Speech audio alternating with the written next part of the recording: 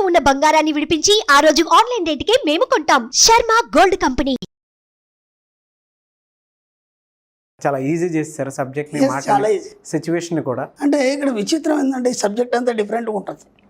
అది లోతులు పోయినప్పుడే ఒక్కొక్కటి ఎక్కడ పొరపాటు చేస్తున్నాం, మనం దాన్ని ఎలా సరిదిద్దుకోవాలి. ఇది ఏంటంటే జస్ట్ లేని దాన్ని ఊహించుకోవడం, మన సబ్జెక్ట్ అంతా లేని దాన్ని ఊహించుకోవడం.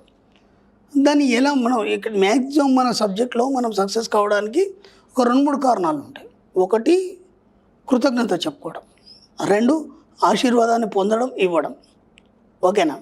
కృతజ్ఞత చెప్పుకోవడం, ఆశీర్వాదాన్ని ఇవ్వడం, పొందడం. అలాగే క్షమాపణలు చెప్పుకోవడం, క్షమాపణలు ఇవ్వడం, క్షమించడం. ఈ 3తోనే మీ లైఫ్ మారిపోతుంది.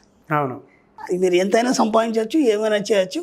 ఇవి 3 కరెక్ట్గా మీరు రెగ్యులర్గా చేశారంటే అయిపోయింది. ఇక మీ జీవితంలో కొత్త మార్పును చూడగలుగుతారు. మీకు ఎదురుండదు, మీరు ఏ స్థాయి కానీ వెళ్ళిపోతారు. సింపుల్ ఇది. Great words. 395వ మనీ మంత్ర వీడియో. సో ఈ వీడియోలో ఏం చెప్తున్నారు? మనము ఇప్పుడు అఫర్మేషన్స్ అని మనం చాలా అనుకుంటాం. ఇప్పుడు మనకు ఎట్లా ఉంటుందంటే, ఒక దేవుడు ప్రత్యక్షమయ్యాడు, నీకేం కావాలని అన్నాడు. అనగానే మనం ఏమంటామంటే నాకు బాగా డబ్బు కావాలి. ఓకేనా? ఫస్ట్ వచ్చేది అదే, నాకు బాగా డబ్బు కావాలి. మనం కథలు తీసుకున్నా, ఏ స్టోరీలు తీసుకున్నా సరే, దేవుడు ప్రత్యక్షంగా కానీ ఏం కోరుకుంటామంటే డబ్బు కావాలి. ఓకే, డబ్బు దేవుడు వస్తాడు, వెళ్ళిపోయాడు. ఓకేనా? వెళ్ళిపోయిన తర్వాత డబ్బు వచ్చేసింది విపరీతం. తర్వాత ఏమైంది, మీకు అనారోగ్యం వచ్చింది. అప్పుడు అనిపిస్తుంది డబ్బుతో పాటు నేను అనారోగ్యం ఉంది కాబట్టి ఆరోగ్యాన్ని కోరుకుంటే బాగుండు కదా అనిపిస్తుంది. ఓకేనా? అప్పుడు మళ్ళీ దేవుడు రాడు, కోరుకుందామన్నా దేవుడు రాడు. ఓకేనా? ఆ తర్వాత మళ్ళీ కొన్ని రోజులకి ఏమనిపిస్తుంది, ఇంట్లో ఏదో సమస్యలు వస్తాయి కాబట్టి నేను మనశ్శాంతిగా ఉండాలని కోరుకుంటున్నాను. ఇది కూడా అప్పుడే దేవుడు వచ్చినప్పుడు నాకు ఎందుకు ఐడియా రాలేదు, జస్ట్ డబ్బు అని ఎందుకు వచ్చింది. అప్పుడేమంటే నేను మనశ్శాంతి, డబ్బు, ఆరోగ్యాన్ని 3 కోరుకునేది కదా. అంటే అవకాశం అనేది విశ్వం మనకి ఏం చేస్తుంది అంటే ఒకేసారి ఇస్తుంది. అది దేవుడు అనుకోవచ్చు, ఇంకేదైనా రూపం అనుకోవచ్చు. మన సబ్కాన్షియస్ మైండ్ ఏదైతే సృష్టించుకుంటామో అదే అనుకోవచ్చు. అంటే మనకి ఎప్పుడు ఒక కొత్త సమస్యతో మనం బాధపడుతుంటాం, ఏదో ఒకటి. కాబట్టి మనం ఏం చేయాలంటే ఏం కావాలి మనకి డిసైడ్ చేసుకోవడానికి ఏది కూడా మనకి సరి అయిన పద్ధతి తెలియదు. కాబట్టి మీరు ఏం చేస్తారంటే మీకు ఏమేమి కోరికలు ఉన్నాయి. ఒకటి ఫస్ట్ డబ్బు కావాలి, 2 ఆరోగ్యం కావాలి, 3 ఐశ్వర్యం కావాలి. ఓకేనా? ఆ తర్వాత మీకు ఇంకేమేమి కావాలి, ఒక బిల్డింగ్ కావాలి, లోపల ఇల్లు కావాలి. ఇట్లా ఒక 100 కోరికలు రాయొచ్చు. మీరు కూర్చుంటే ఒక 100 కోరికలు రాయొచ్చు. ఓకేనా? కానీ 100 కోరికలు ఉన్నాయా మీకు? అవి అప్పుడు ఐడియా రావు మీకు. మీరు కూర్చున్నప్పుడు ఆ సమయ సందర్భాన్ని బట్టి ఒక్కొక్కటి గుర్తుకొస్తారు. కాబట్టి ఫస్ట్ ఏం చేస్తారంటే ఒక 10 కోరికలు డిసైడ్ చేసుకోండి. ఒక 10 కోరికలు నీట్గా ఒక పేపర్ తీసుకొని, ఎల్లో పేపర్, రెడ్ పెన్ తీసుకొని ఒక 10 కోరికల్ని నీట్గా, అంటే ఎలా అంటే మీరు ఎలాంటి అలజడి లేకుండా ప్రశాంతంగా కూర్చొని, ఇక్కడ మనకి ప్రైమరీ నీడ్, సెకండరీ నీడ్ అని ఉంటుంది. ఓకేనా? ప్రాథమిక అవసరం, ద్వితీయ అవసరం. ప్రైమరీ నీడ్ ఏమో అవసరం ఉంది మనకి, అంటే ఇప్పుడు ఫస్ట్ దానికి మనకు అప్పులు ఉన్నాయి, దానికి సరిపడా డబ్బు కావాలి.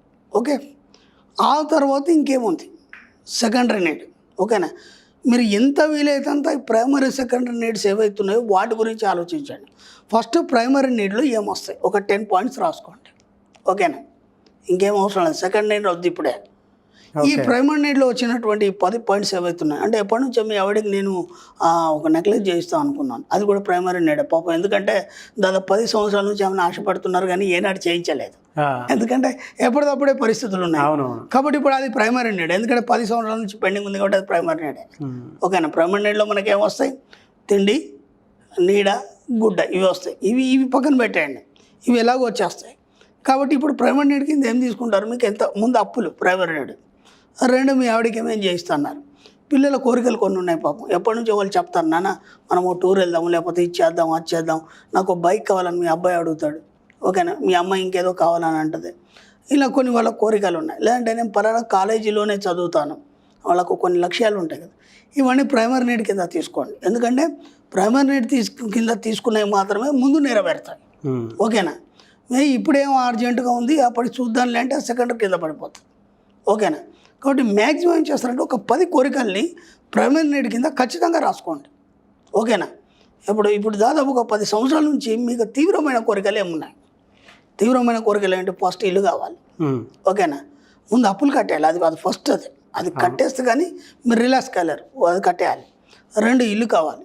ఓకే, ఆ పిల్లలకి ఏమేమి కొనియాలనుకున్నారు వస్తువులు అవన్నీ, తర్వాత మీ భార్యకి ఏమేమి నగలు చేయించాలనుకున్నారు అవి, ఆ తర్వాత మీరు ఏ టూర్ వెళ్ళాలనుకుంటున్నారు, ఓకేనా. ఆ తర్వాత మీరు అనుకున్న ఒక ప్రమోషన్ సాధించాలా లేదా. ఇప్పుడు మీరు అనుకుంటారు కదా, నేను ఈ ఇయర్ వరకు నేను ఈ ప్రమోషన్ సాధించాను, దానికి ఎందుకంటే కొన్ని డిపార్ట్మెంటల్ ఎగ్జామ్స్ ఉంటాయి, అవును, అవి కూడా ఎప్పుడు ఫెయిల్ అవుతారు, ఎందుకంటే మీకున్న ఒత్తిడి వల్ల అవి ఫెయిల్ అవుతారు. కానీ ఈసారి ఖచ్చితంగా నేను కొట్టాలి అన్నప్పుడు ఆ ఒత్తిడిని నేను పక్కకు జరపాలి, పక్కకు జరిపి దాన్ని సాధించాలి. ఓకే, ఇలా ఒక టేబుల్ తయారు చేసుకోండి. మీరు తయారు చేసుకొని మ్యాక్సిమం వాటి మీద మీరు కసరత్తు చేయండి. ప్రతిరోజు కసరత్తు, మీకు ఇంకేం పడలేదు, రోజు 15 నిమిషాలు ఆ ఏమేమైతే రాసుకున్నారో 10 నీడ్స్ ఏవైతే ఉన్నాయో ప్రైమరీ నీడ్స్, వాటిని బేరీజ్ వేసుకోండి. ఎంతవరకు నేను దాన్ని రీచ్ అయ్యగలను, రీచ్ కావడానికి నేనేం చేయాలి. ఇప్పుడు ఏమవుతుందంటే గందరగోళంగా మనం ఒక సిస్టమ్ లేకుండా నాకు ఇది కావాలి అది కావాలి అది కావాలి ఇది కావాలి అనుకుంటే దేన్ని పూర్తి చేయలేకపోతున్నారు. ఓకేనా, ఎందుకంటే బోలెడు ఉంటాయి, మనిషి కావాలనుకున్నప్పుడు కోరికలు బోలెడు ఉంటాయి. ఇప్పుడు నేను కూడా క్లాస్లో లేపి మీకు ఏం కావాలన్నప్పుడు ఏం చెప్పలేడు మనిషి, ఎందుకంటే అంతకుముందు బోలెడు ఉంటాయి మైండ్లో, నాకు అది కావాలి ఇది కావాలి ఇంత డబ్బు కావాలి అది. క్లాస్లో లేపి టకీమని చెప్పంటే ఏం చెప్పలేడు, ఎందుకంటే అప్పుడు ఊహ రాదు.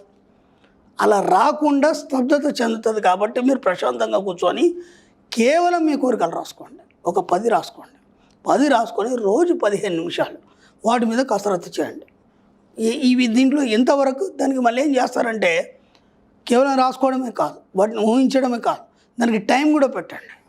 టైం పెట్టకపోతే ఏమవుతుంది, ఇప్పటికే 10 సంవత్సరాలు అయింది, ఇంకో 10 సంవత్సరాలు కూడా పోతుంది, ఇక దానికి మీరు సాధించడానికి మీకు దానికి ఒక వాల్యూ లేదు. కాబట్టి దానికి ఒక టైం పీరియడ్ కూడా పెట్టండి. ఈ టైం లోపల నేను ఖచ్చితంగా ఈ 10 కోరికలు నేను సాధించాలి, నేను రీచ్ కావాలి, ఓకేనా.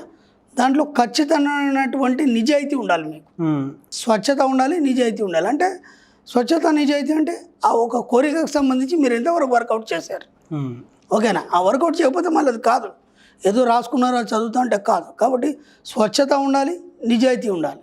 ఆ దాంట్లో మీరు ఎలాంటి ప్రయత్నం చేయనప్పుడు మీ మనసు ఒక రకమైనటువంటి చీకు అనే భావన మీకు రావాలి. అట్లా వచ్చినప్పుడు ఏమవుతుందంటే దానికోసం మీరు ప్రయత్నం చేస్తారు.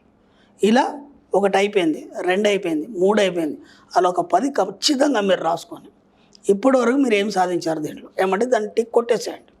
కొట్టేసి మిగతా ఇంకెన్ని ఉన్నాయి అవి చేయడానికి నేనేం కావాలి, నాకేం కావాలి, మీరు ఎవరినేం అడగాల్సిన అవసరం లేదు. నేను ఇంతకుముందు కూడా ఎన్నో చెప్పాను, మీకు ఏం కావాలి జస్ట్ పడుకునే ముందే అఫర్మేషన్ చేయండి, ఓకేనా. ఇప్పుడు ఈ 10 కోరికలకు సంబంధించి మీరు ఏవైతే రాసుకున్నారో వీటికి సంబంధించి విశ్వం అనేది డిజైన్ తయారు చేస్తుంది. ఎందుకంటే వాటి తప్ప అవి తప్ప మీకు ఇంకా వేరే ఆలోచన లేదు, వాటి మీద దృష్టి పెట్టారు కాబట్టి వాటిని మాత్రం మీరు డిజైన్ ఇచ్చారు విశ్వానికి. కాబట్టి విశ్వానికి కూడా ఇంకేం పని లేదు, ఇంకా అది కన్ఫ్యూజ్ కాదు విశ్వం కూడా. అక్కడ కన్ఫ్యూజ్ ఆ 10 వాటి మీదే కసరత్తు చేస్తుంది. అది ఎంత వీలైతే అంత తొందరగా మీకు వాటిని నెరవేర్చాలని ప్రయత్నంలో ఉంటుంది. కాబట్టి జస్ట్ ఒక 10 మాత్రం రాసుకోండి, వాటిని నిరంతరం శ్రమ చేయండి, వాటి మీదే ఆలోచన చేయండి, దానికి ఒక టైం పెట్టండి. ఆ టైం లోపల ఖచ్చితంగా మీకు విశ్వం అనేది వాటన్నిటినీ సమకూరుస్తుంది. ఆ 10 అయిన తర్వాత అప్పుడు మళ్ళీ ఫర్దర్ అయిందనేది మళ్ళీ ఆలోచించుకోండి.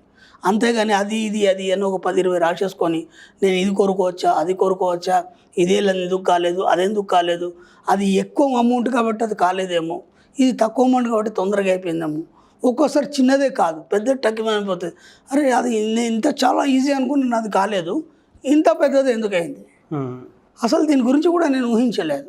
నేను ఇంతకుముందు కూడా చెప్పాను, conscious mind, sub conscious mind, super conscious mind అన్నాను. ఈ సూపర్ కాన్షియస్ మైండ్లో భారీ ప్రాజెక్టులు ఏవైతున్నాయో అవన్నీ మీకు తెలియకుండానే ఉన్నపలంగా అయిపోతాయి అవి. ఎందుకంటే ఎప్పుడో మీరు కోరుకున్న కోరికలు అవి మీకు తెలియకుండా అంతర్లీనంగా అవి డెవలప్ అవుతూనే ఉంటాయని చెప్పాను.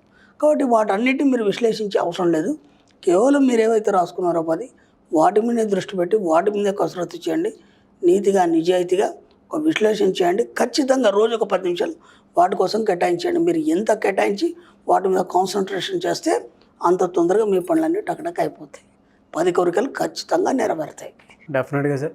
Thank you so much Shri Acharya Anantakrishna Swami garu. Thank you అండి.